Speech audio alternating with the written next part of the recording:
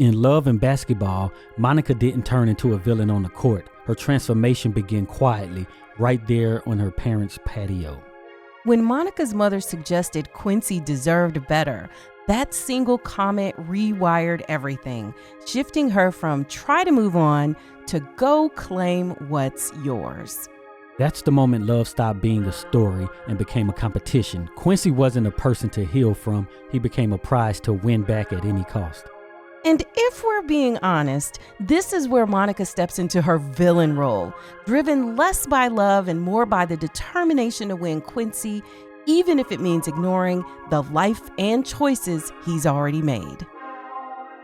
I'm Heit. And I'm Cheri.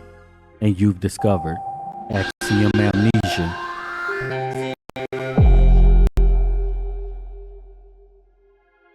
We want to thank all of the supporters who helped to make this video possible. If you want your name to appear alongside these contributors, make a one-time donation via Cash App, or you can head on over to patreon.com/axiomamnesia to enjoy all of the benefits of becoming a monthly subscriber. So we're going to spoil this film for you. Yes, and we've spoiled it a bunch of times before. We actually have an entire list of videos that we've done, including a full breakdown on Love and Basketball. So we will link that playlist in the description in case you missed any of the videos we've done, so that you can go back after you watch this video and watch the full thing. Also, a lot of you miss videos because you're not getting your YouTube notifications, and so we have fixed this. Subscribe to our mailing list for personalized notifications of all of our videos as they are released across all of our channels. You'll get an email, and so the link to that is in the description. Just makes it really easy for you. So, the background. Was Monica's character arc flat or was it negative? In the end, most of us feel like the filmmakers wanted us to feel. We feel happy that Monica and Quincy got together in the end. But what happens if we take a closer look at Monica and her motives? Did she become a, quote, better person, or did she become a villain of sorts? Especially if you look at it from Quincy's fiance's perspective, right? That's some of what we want to talk about today. So we're going to take a look at a scene where Monica's already home from playing basketball overseas, and she's working a job at the same bank as her father. Presumably he got her the job there, right? And then Quincy has had what seems to be this career-ending injury, and so she's gone to visit him in the hospital, and then she finds out that he's engaged. Because, you know, when she went to that hospital, she was kind of probably feeling like, maybe I want that old thing back, right? But you know, her face drops to the ground when she realizes that he is engaged to be married.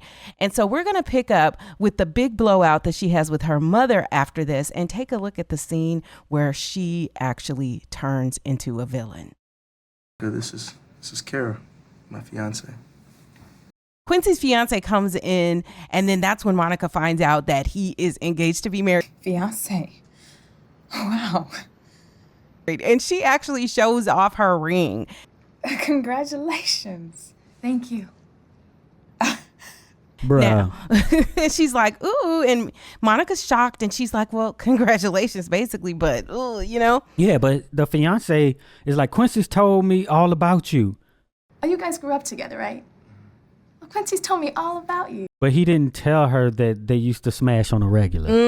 Because he ain't gonna say that, right? Why not?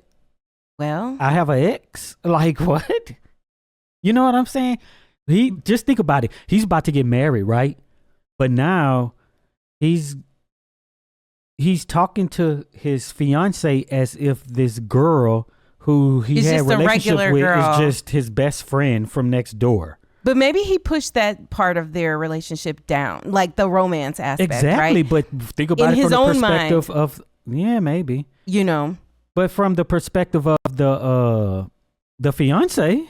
Well, yeah, from the fiance's perspective, like that would be information that would be nice to know. No woman wants to be unknowingly interacting with a woman that her man has had history with, or has been flirting with, or has been talking to in any kind of way that is more than just friends, without kind of knowing it up front and knowing it going into it. Right, so he already going in on the bad. It was. But you know what else? And by the way, some of you guys comment, some new people, because we've got a lot of new people that have come to the channel from various sources of videos that have done pretty well recently. And some of y'all are like, oh, y'all go off on too many tangents. That's what we do here, because we're actually discussing and analyzing the film and giving you context about when it happened and other things related to, social and political context of the time, right? So that's what we do here. And I mean, there are places that just will give you a recap or something if that's what you're looking for. But this is not us. Just as fair warning up front for those of you who are less familiar with us. And then tell me what you listen to that don't do that. Motherfuckers be consuming these podcasts as just talking about everything. And I went to Cabo and I had pancakes this weekend, but the podcast is about something totally different. Yeah. So I just, fair warning, you're early on in this. You can log off the call if you need to and go find a recap of what happened in Love and Basketball. So another thing that viewers talk about now, about how, hey, you're looking at it with 2025 eyes, blah, blah, blah. But, or nowadays, not the context of when the stuff was released, which we often do. We look at it as when it was released because every movie now that's a romance, rom-coms, those sorts of things, everyone talks about how it's toxic and it's bad because they're viewing it through this different lens. But, and they put that on this movie, right? Of course, because of they're having their issues, which makes the story. But that would mean that every relationship in every romance movie is toxic, because what else is it going to be if you're going to have a story to talk about? You know what I think, honestly, and of course this isn't true for most of you guys listening, but I do think a lot of the people who like to make comments and, give feedback are people who are parroting things that they've heard other places.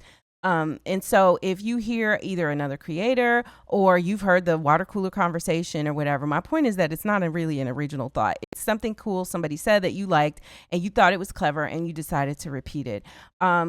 Things like this would be the whole villain trope. So-and-so is the villain, like Big Mama in Soul Food is the real villain. So-and-so is the real villain, and so on, in ways that you wouldn't anticipate. And, but I think we're getting to the point of the whole real villain thing as being kind of played out. And so and of course it's ironic that we're talking about Monica possibly being the villain, but I feel like, let us just use the language that people seem to be using today. Right. I mean, because at the end of the day, we do want if you talk about a pivotal point in her character arc, then you're not going to click on it, right?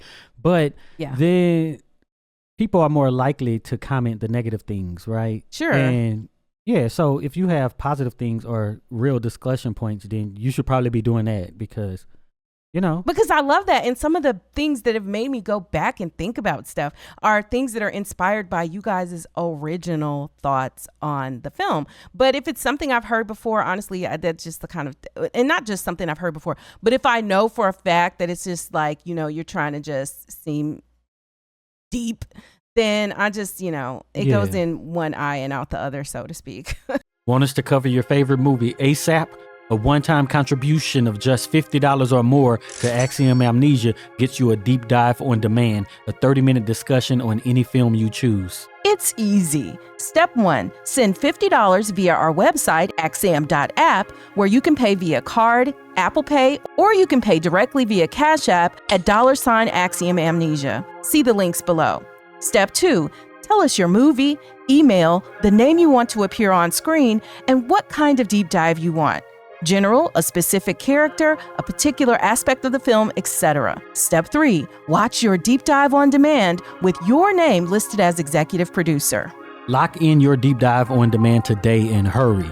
Spots are limited. This offer is not valid for filmmakers or distributors. Subject to availability and terms apply. So what's up with Quincy and his toxic relationship with this new fiance? Well, I mean, So I just think that Quincy was going along to get along, and maybe even Quincy was settling, some people might say. But I think he was taking his options. And it's really funny because I was listening to this social media chick, and she comes on my feed of different reels, is what they call them on Facebook, right? The little shorts. And she was talking about how guys will, have one girl and they're dating her or whatever, and then she wants more, but then it doesn't work out because he's unwilling to give more at that time. And then she explains, oh, okay, well, this second girl comes along and a year later, he's giving her all the things that the first girl wanted. And what is the difference between girl 1 and girl 2? And, she describes them as both being like about the same. They seem, physically attractive, like neither of them has something that just is obviously better than the other between these two girls.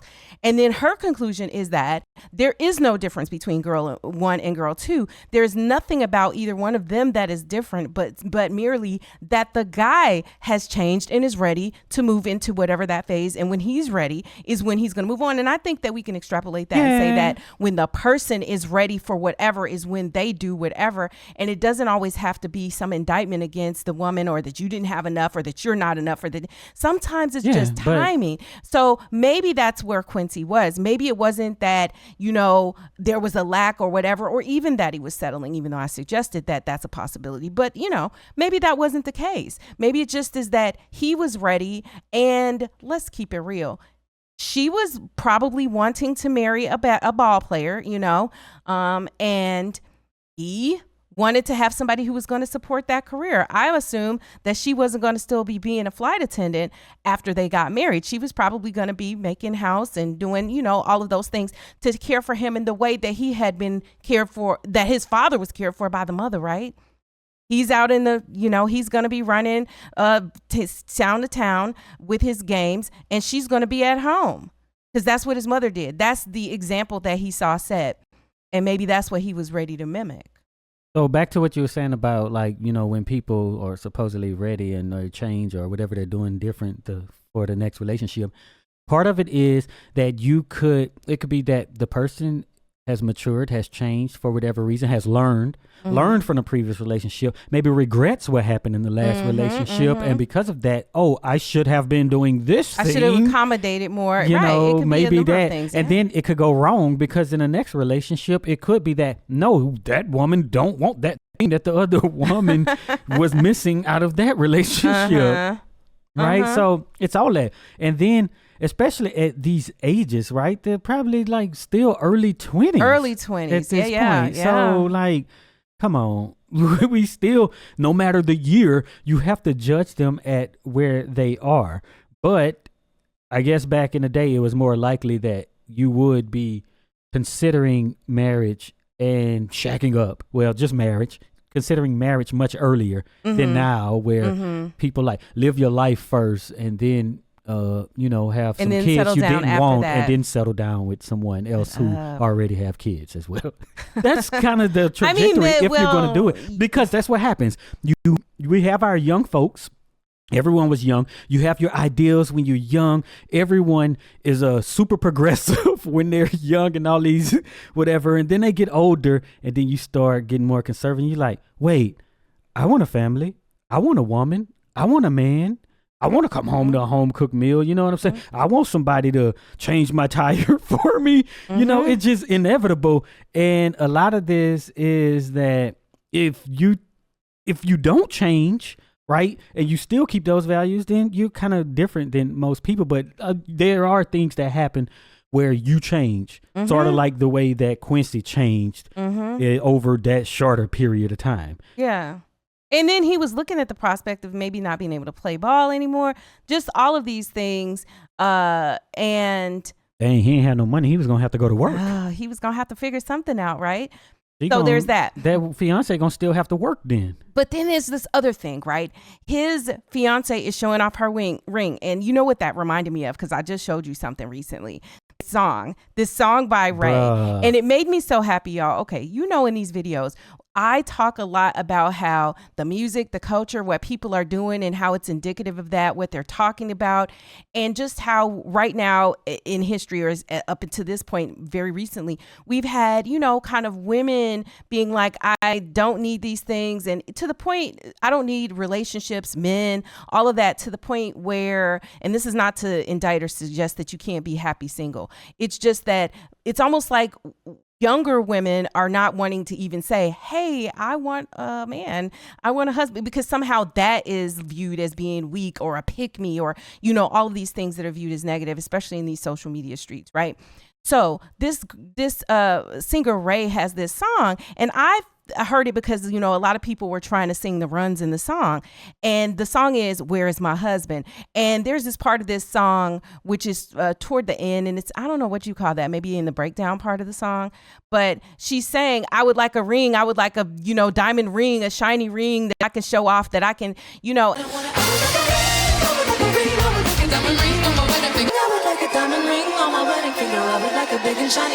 And I mean, forget the motivation for wanting to show off your ring. It reminded me of that, and that because that's exactly what Quincy's fiance does. She's like, hey, I have a ring, right? And I was thinking, oh, maybe this is a turn and tide in the culture where the younger girls are gonna, like, you know, it's the culture is this way. You know, we go in one way, a really extreme direction, and then we're gonna start pulling it back. Right, like, you know, like with the beards. Right.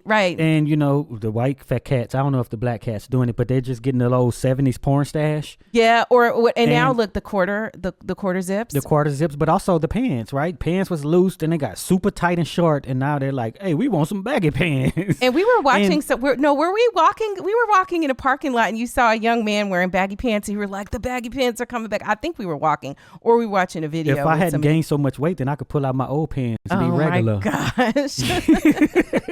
But yeah, I mean, and Heit was so happy when he saw the baggy pants coming back, because, you know, he never wanted to see tight pants. And honestly, I don't like tight pants on a man either. But right, it's that's just probably how culture because changes. I'm just, you know, that the men were not wearing super tight pants, girlfriend jeans and whatnot. They were not wearing jeans that were tight on their calves when I was, you know, coming along and a young adult. So anyway. So we have this situation. Monica is totally surprised, and she's also like devastated, because it's hard enough to think of, how am I going to get this guy back that I really like if he's not with somebody? Because, you know, you got to swallow your pride. You got to come and be like, hey, you know, you want that, you know. But now she's got this obstruction. He hasn't, not just a girlfriend, okay.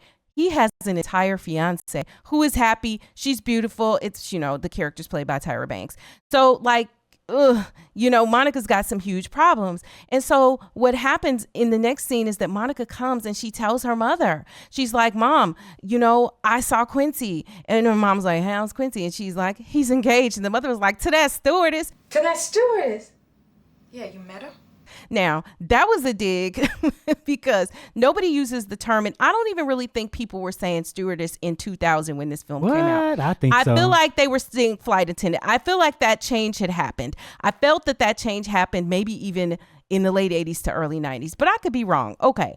And her mother's older, and maybe, you know, whatever language you use is the language you use and you don't change it, right? But either way, stewardess was kind of like a dig. It's, you know. And even just the way she says the word stewardess. So then, you know, her mother says that, I think he can do a lot better. He can do a lot better if you ask me. He can do a lot better if you ask me. But her mother doesn't elaborate. So Monica is like, what should I do? So what do I do? And then her mother, you know, is just like, doesn't give her the answer. Find out where they're registered and send them a gift. And then Monica's angry because of this. And then, you know, so she goes into this whole conflict with her mother about, you know, well, you got to be prissy and da-da-da-da-da-da. Come at me with bullshit like that. Oh, no. And you're giving me this answer and you're not telling me, like, the bottom line, what Monica's asking is, how do I get this man? But her mother is not going to give her the answer. And her mother even says to her directly, what, you want me to tell you to go over there and beat the girl What do you want me to say, Monica? Go over there and beat up the girl? up or go and have sex with him? I'm not going to do it. You want to have sex with him? Because I'm not going to do it. This is what her mother tells her, right? And so for those of us who already know, because it's ruined, we know what happens. What has changed in the mother? What makes her then say, I'm not going to tell you to go over there and take that man, to her essentially telling her to go take that man a couple scenes later, right? Well, it's the whole point where, you know, Monica is just like, yo, you have never stood up for yourself. You know what I'm saying? Mm-hmm. You've been very meek and whatever for your whole life. And then she saw that basically those are the same attributes that she passed on to her daughter, because she was the same way. That's why she went to her mama and say, what do I do? Or she would have stood up for herself. She never had this whole conflict with her mama about how she treated, the father. You know what I'm saying? Was something that she never actually confronted. And the issue is how time. she put how the mother put her dreams on the back burner. The mother's like, hey, look, my dreams had to be put on hold because I had a husband and I had your sister and then I had you. And just so you know, because we're not going to go too deep into that right now, we do talk deeply about that in both a members only video about Love and Basketball that if you are a member of Patreon or here on YouTube that you can watch. And we also talk about it in depth in the breakdown video that's linked in the description. Yeah. So that it doesn't seem like we're glazing over that. Yeah, so Monica telling her mama, basically, you only been to 2 games. I wanted you to go to more. But you never said that. You went through high school, you went through college, you even in the pros, and this is the first time you're confronting it once you lost maybe the second thing that you wanted the most. Right, the thing basketball that you wanted being the the second first. most. Yeah, maybe.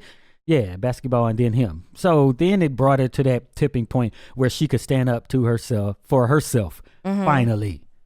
And so they have that whole conflict that results in Monica's mama smacking hot fire from her when she just gets out of hand, because she basically is like denigrating her mother, and it was like very disrespectful. It was flagrant. It was a flagrant foul, and her mama had to bring her back down. She said, "I'm about decorum."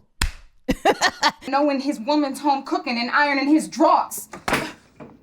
Damn it. And then look, what I loved about the smack was that she was like, oh, like you made me smack you. Why did you make me smack you? And I always laugh at things like that when, people taking action and then they like act like they've been forced into that action. Very funny to me. But let's take a look at what happens. All right.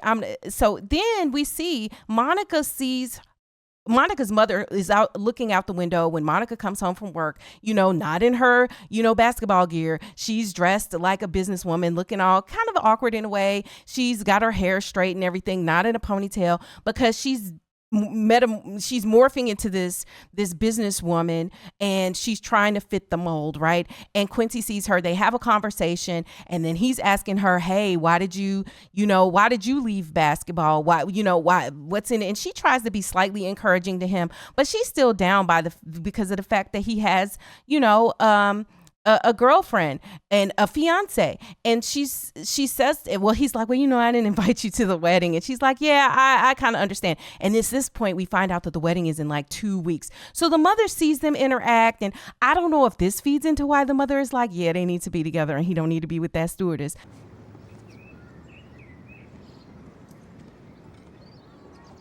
But this happens. And so we're not going to watch that scene. But the next scene is when Monica is sitting out there. She's still moping because she doesn't have the man she wants. And she winds up, they're on the patio and she's talking to her mother. And this is the scene that maybe is Monica's villain origin story or a big part of it. Her mother comes in and her mother says, I always admired the fight in you. But I always admired was the fight in you. And, when I said that I thought Quincy could do better, I was talking about you. I was talking about you. Bruh, come on now. And then she still doesn't tell Monica what to do, though. And she, so she walks off, and then Monica's left there. The music comes in. You could see the light bulb go off.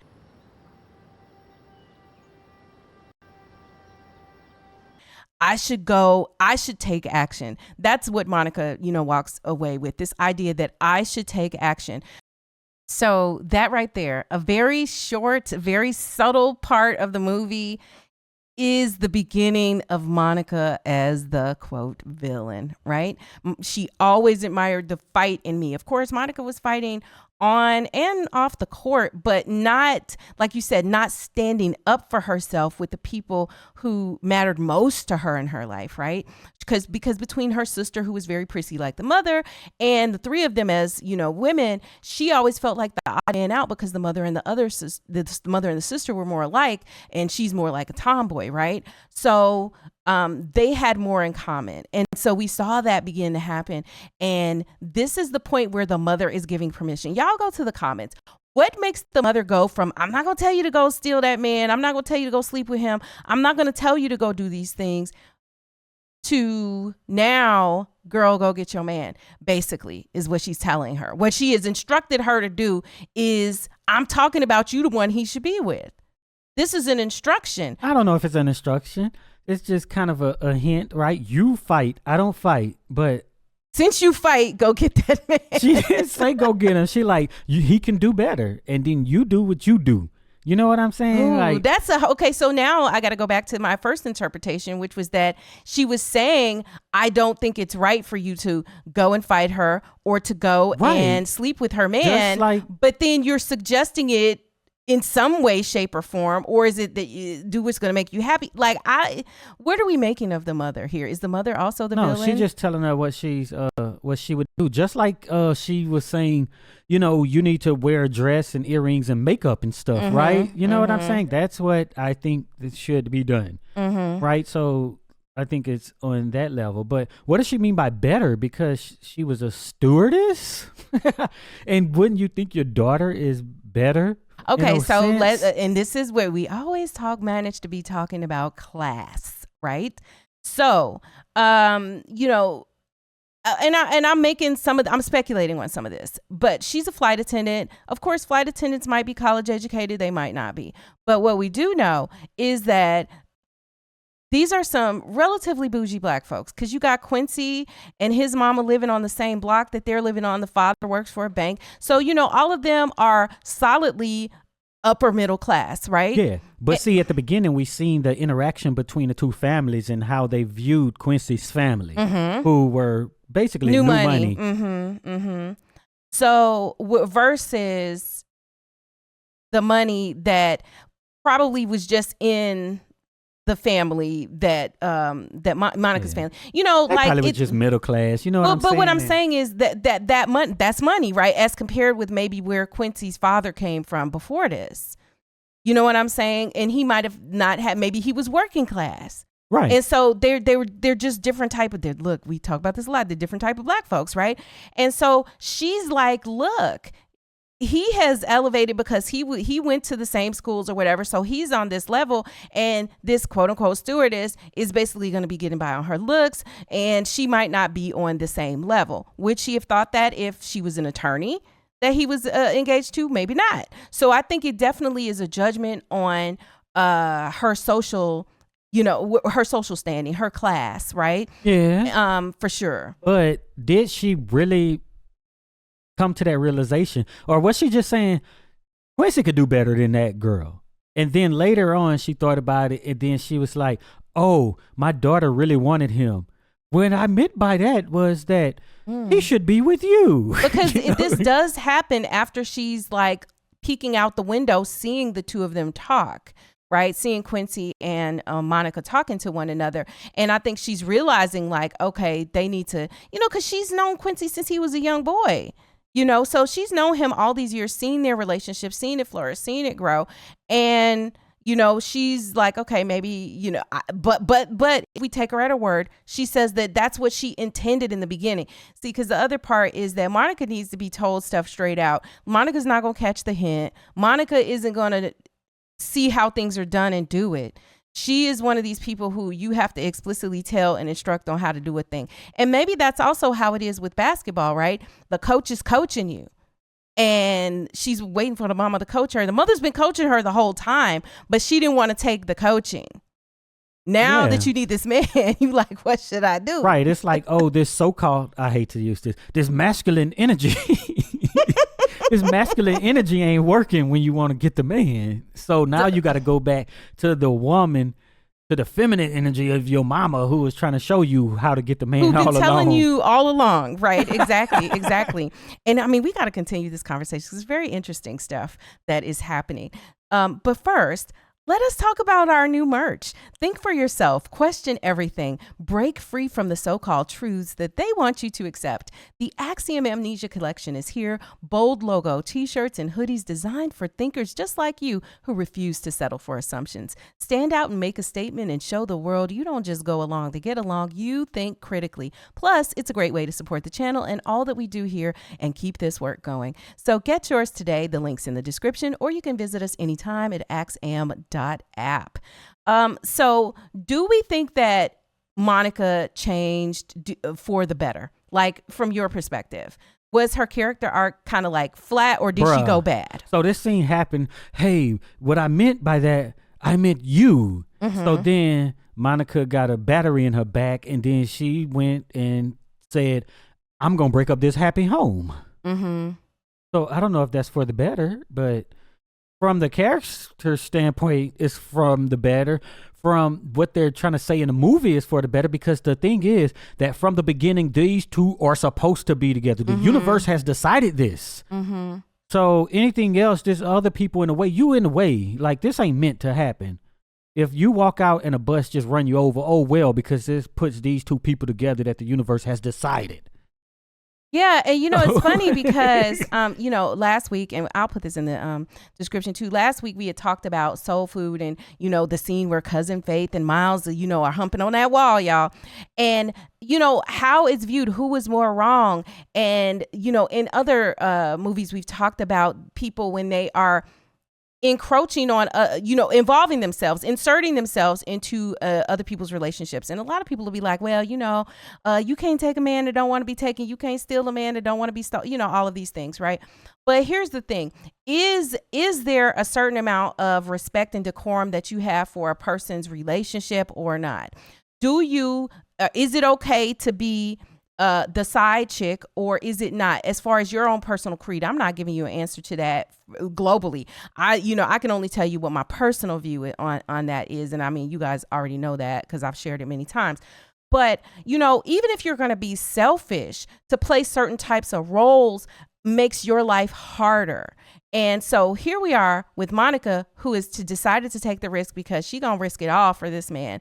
And, we know what happens in the movie. She goes in the middle of the night, knocks on his window like she did when they were kids. And she's like, I need to tell you that I've been loving you since I was, a kid and everything. And then she apologizes to him like, I know when we broke up in college or whatever, I just couldn't figure out how to be there for you. So she's saying she's sorry in that moment for her part in their breakup. And then she's like, I'll play you for our love. We know what happens. He beats her, but then he turns around and says double or nothing because, he still wants to be with her. And, he chooses her in the end, right? And so what's double though? Well, so like you could get double points. Like double or nothing means if you win this one thing, even though I beat you already, then you win. I know, but I'm saying in the sense of this metaphor of basically you're playing for the love. What's the double? You get double the love? He gets a double helping. You get to twice? Shut up. But yeah, I mean, so, figure of speech, I guess, is the way I just will reduce it to. But the bottom line is that this is where we are. But was Monica wrong? Was Monica wrong to go to a man who was 2 weeks out from his wedding, being engaged, to say to him, choose me? Go to the comments. Was she wrong for that? And is there a right way to do it? Was there a better way than to try to snatch him up? Like, I mean, is there, how her approach, honestly, I don't know that was disrespectful. I don't know that there's any other way she could have done it. And by the way, I'm saying her approach wasn't disrespectful. The fact that she did it was disrespect in his situation. But I don't know that was any more disrespectful than any other way she could have done it. If she had approached him and said, hey, can we go out for coffee? And she confesses her love. Whatever it was, you are now, putting your name in the hat. You stepping into the ring. Well, only from the perspective of the fiance. And what is her name? I done forgot. Y'all. Kyra. Okay. Is or Kyra. Kira. Even maybe Kyra. It was Kira. I'm gonna say Kyra. I think it was Kira because I think I remember him saying Kira. Only from the perspective of Kira. Nobody else wanted Kira and Quincy to be together, but Kira. So if you look at it from that perspective, and people who, you know, you may have been in that position, you may be in that position, you may think about, what if I'm in that position and the universe says that somebody else should be with him, but I need to be with, I decide who I'm going to be with. And then she comes along and she just snatches your man up 2 weeks before your wedding. You've been showing off your ring to everybody. You've been on social media showing everybody. The public shame of it all is just like, dang. But then, okay, so what if Quincy had said no to Monica? Because, you know, in the beginning when she approaches him, he's like, yeah, leave me alone. Basically, he's like, you ain't changed a bit. It's all about you. Everything is about you. And I think he had a good point, because even in this moment, her comment to him is about her and him, but it still is about her. You only got one thing you can do. He has to get with Monica.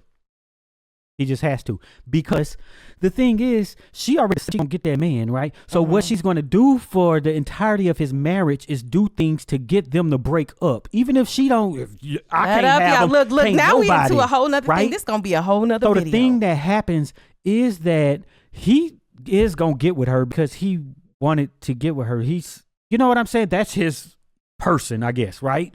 So eventually he gonna give in to it, and then somehow Monica is gonna signal to Kira, and then bam, you know, if maybe at some point it's gonna end up like parents, right? Okay, I'm about tired of this. We separated, we divorced, and then maybe at best, Quincy is like, all right, we might as well get together. So it's still going to end the same way, no matter what. Let me say this though too. All right, so because you say it's still going to end the same way. All right, so if Quincy says no, and then he goes forward with his marriage, he gets married and everything. Do you all think that Monica would be willing to play did she love him that much? Was she going to play the side chick to Quincy being married? Would she have laid up with Quincy being married? You know, I would like to say a definitive no, but part of me is like, I really don't know, because at the point that switch flipped, that she swallowed her pride enough to go to him like she did, I don't know that switch flips back in the opposite direction. She already knows he got a fiance and she still went for him. So why wouldn't she go for him after they're married? And I kind of agree with you on the approach. Okay, so let's just say she does. She chooses to be, you know, just around, right? Just around, as much as you could be for some guy. Their parents live next door. Yes. So let's say she's going to be around, and then she may be dropping hints or just being the third wheel, or, you know, just continuing to interact with him inappropriately. What I will tell you is women who operate like this will be a problem, and they'll be a problem because they're just waiting for an opportunity to kind of sneak in. But then also it's just their existence in that space is just so highly disrespectful to the relationship that man has. But see, some of y'all don't believe that the outside woman has any obligation toward the respect of somebody else's marriage. Some of y'all don't believe that. Some of you all believe that it's the man who is the one with the commitment. And if I don't have a commitment, then I don't owe anybody anything. I wonder if people feel that, you know, you have a commitment to mankind, to other humans. That part, because right? like I think it's what you think is your cultural, like in a culture we have rules of the game, right? In our culture we do XYZ and we don't do XYZ, right? And we know certain things are right or wrong according to the culture. So even if you don't think you have made a particular commitment, if you are a part of the culture, if you are part of you know, interacting amongst civilized folk. Well, that don't mean you want to be part of the culture. Well, then, you know, so and then you're always going to have people who are counterculture. Yeah, what you do, you don't walk around and just cuss everybody out because that's disrespect towards them, right? So it's the same kind of thing. Like, I owe everybody a basic level of respect, and that you decide what it extends into. And you like, when it comes to their relationship, I don't care, you know, if I smash their whoever, but I won't just cuss them out straight to their face. Yeah. You know what I'm saying? Yeah. Only when I get something out of it, right, will I say that it's not disrespectful. Right. And I think that there are, you know, also, one day we should just do a video about all the different types of side chicks based on one of these movies. Y'all, what movie would be a good movie to talk about that? Because there are different, you know, you have a side chick who wants to be the wife.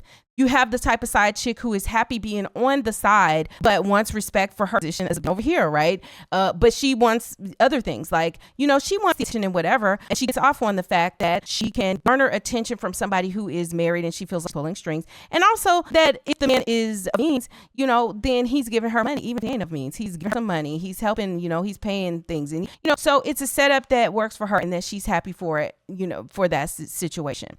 But, then I think you do have some types of side chicks who are not interested in being the wife. Like, they're not interested in disturbing the relationship as far as like exposing it, right? Taking the man, so to speak, right? They just want to get whatever they're getting out of it and be over here doing it. And I don't think that Monica would be the type. I think Monica's goal would always be to have Quincy. And I don't know. Do y'all think, well, all right. Do you think Quincy, if he had gotten married, do you think he would have cheated with Monica? Do you think he would have let Monica? That's what I just explained. But I know, but I'm just saying, but like, do you really think, like, you don't think he had the integrity not to do it? Is it about integrity? What? Yes. I just explained all the way. Tell me happened. again. She gonna try to get him, and he's gonna do it. He's gonna be that's trapped his like person. Miles was trapped up against that wall.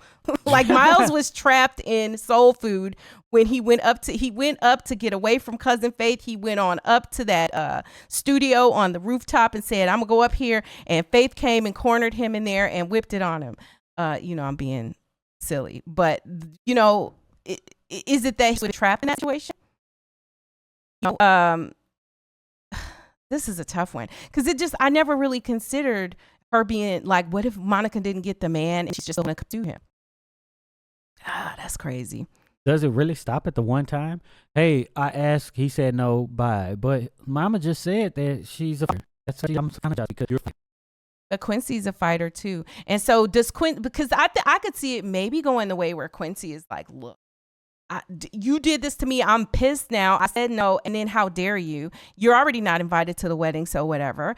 And I live over here now. I'm not trying invited. to see That's you. Him retreating. He don't right? want to. He this. Yeah, And exactly. maybe he didn't want to hurt her feelings. Let's, you know, like the other whose party. feelings? Monica. I guess her feelings going to be hurt because at this moment, they're actually getting married right now. And I'm at home eating buns. But do you want to see it, buns? You want to see it, you know, like, I don't know. And then maybe he was protecting his future wife. Like, I don't want to be awkward. Don't ask me why Monica's remember, this. Maybe you know Monica loose cannon. Look, I don't want Monica to stand up. A thin line between, whatever. That don't happen. A thin line between love and hate on Brandy's birthday, right? Mm-hmm. What happened? She was sitting there waiting and wondering what's going on with this guy. Mm-hmm. That's what Monica gonna be doing. She gonna be sitting whatever, probably in Spain somewhere by herself, wondering like at this exact hour they are getting married. You know what I'm saying? She would have felt, yeah. For those of you who don't know, you should visit axiom.app. And you'll be able to look at all of the recent videos across all of our channels. And I'm putting that on the screen right now just so y'all can see it and see what it looks like. Because there are a ton of videos that are over there. And also, I think that there are at least about 100 exclusive videos that are available for our Patreon members and our YouTube members. So, you know, if you're interested in more of our content, as I've seen many of you binge watching, be sure to check those things out. The only thing that would have made Monica happy is to have him, which she did and had him, at the expense of somebody else's feelings. Because can you imagine? All right, let's just talk about this thing. What did the conversation look like after, first of all, after they kiss and we see them and the movie fades to black? Do they go sneak back in Quincy's house or in her room and smash right then? Or do they go to their separate rooms? What? They go wherever they smashed the first time. Or they just smashed room, on right? the ground. They went to his room. What was it? I can't even remember. Was it his room, her room? No, it was her room, I think. He went in her room and they smashed in her room. Oh, yeah, because he had to sneak out. Uh-huh. Yeah. They smashed in her room. So he goes in her room and they smash immediately? Or is it enough to know that he promises and he's like, listen, I can't do this with you right now. And I kissed you, but I can't do this all the way. I got to get it straight. So I'll call Kira tomorrow and I'm going to tell Kira what's up, you know, or whatever. I got to talk to Kira, you know. I'm going to text her. To the comments, y'all. How, you know, do they immediately smash? That's my question. Answer that in the comments. Do they do it that night? Or do they wait? Because Quincy is like, look, I can't start one thing before I'm finished with another. I won't be like my daddy. You know, so let's say that. the next question I have is, what does that conversation with Kira look like? Kira's like, oh gosh, I got the flowers and everything because she's extra. And Quincy walks in. What did Quincy say? Wait, walks in on what? Walks in to talk to her, to tell her that he has chosen Monica. How conversation go? What does he say? I'm not marrying you. What? I don't know. Oh my God. Saw how he acted in college. Probably just won't say nothing. He'd be like, don't call me anymore. Shut Give me up. my ring back. I think he's a little bit more mature than that. I think it's some things that you really ain't gonna be able to understand right now, but I can't marry you. And and then, so here's what I also think.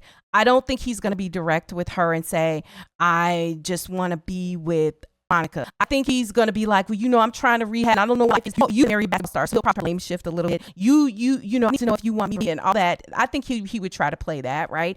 And then I think he would say, so this, I just don't think we should go late. And I'm sorry if this is embarrassing to you, but I just, I got much on right now. That's how he would play it in that moment. And then the wedding is off. And then I don't think he says anything about Monica at all. He's giving up, some magazine when Monica's drafted to the WNBA or whatever, and see that name is Monica Wright McCall, or that they are now engaged and that they get to, I don't think he says anything. And then here's the question: what should he say? Monica came to my window and I was like, yeah, I said yes. Should he involve Monica at all? Should he though? Or is it just simply all you need to know is that I'm not marrying you? Man, I haven't thought about none of this. But y'all go to the comments and let us know what you think. Here's the final question of the on the breakdown videos that we did, but it's that last one. Say that Monica was stupid for acting like she was in the wrong during her final game, like before the final game with Wendy. Like, she apologizes to him, I'm sorry that I couldn't figure out how to be there with you. Just to rewind. So Quincy had found out cheating, and his mother and his father had problem on his daddy got baby and all of this, right? And then Monica had a game the next day. She had curfew, and she couldn't continue to sit out and talk to him. Like, can we go back? Can we do, because I got to be in. And Quincy wanted her to throw everything away from him, to just be like, well, I need you. So screw the fact that you have dreams. Screw the fact that you won't be able to play in the game if it's curfew. And so Monica goes for her dreams and just stay. And then ultimately after that, Quincy starts disrespecting her, and, on that breakup, Quincy starts seeing other people, and he, he processes it like it was in, and he starts acting mature. So that's what happened. And a lot of y'all say that she was stupid for apologizing. But my question is, was this a sincere apology, or was this just the psychology she uses on Quincy? She just, you come and you want something from him, then to give an olive branch, right, to peace, to say, hey, I'm sorry, even not sorry, is a tactic that can be used to bring the other person's guard down, to warm them up to what you're about to ask for, right? And because she wasn't really, I don't think she was sorry for how she felt. I just think she was sorry that she lost him, and now she's going to try to win him back. Is this what happened or not? Do you think she was sincere in that apology? Yeah, because she talked to her mama, and now she probably understands her mama more, right? And why her mama did what she did and stuff too, right? Because at the time, you have to career prospects, right? So who was more likely to have a successful career that could sustain their lives, right? If she misses practice and she's there for him as a person at the most level, but then it's like, is your career possibly not playing ball that important? You know what I'm saying? When this guy when his life is falling apart. You know what I'm saying? Like, do you sacrifice? And we never got to talk to me here, but whatever. You know what I'm saying? Is it, should anyone? Let me stop you. The movie is called Here, H-E-R-E. It stars Tom Hanks. It's an amazing film. A lot of people didn't talk about it. A lot of people didn't watch it. Haven't seen it. I'm just right now streaming. It's someplace that you can see. But yeah, so that's one of those design questions on what you should do. Right? You know what I'm saying? People are going to be like, oh, I sacrificed this and that, but are those sacrifices worth it when you're talking about person-to-person relationship, a personal relationship with people who you supposedly love? We're willing to sacrifice risk to be there for somebody. And